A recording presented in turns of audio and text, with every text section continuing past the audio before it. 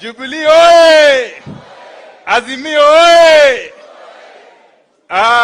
Kiongozi wa chama cha Jubilee, Mheshimiwa Rais Uhuru Muigai Kenyatta.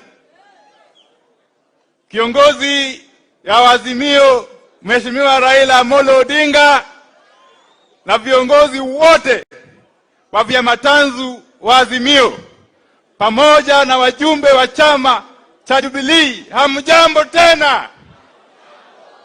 Mimi langu itakuwa machache sana. Nataka niseme kwa niaba ya wabunge wote,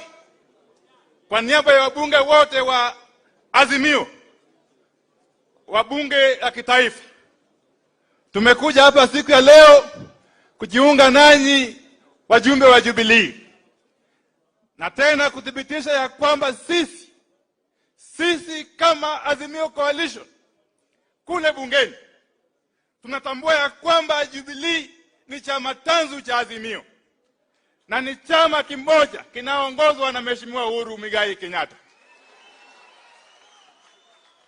Na vile vile tumekuja kusema ya kwamba ni jukumu la kila mwana Kenya na ni jukumu la kila kiongozi kuheshimu na kutii katiba ya nchi.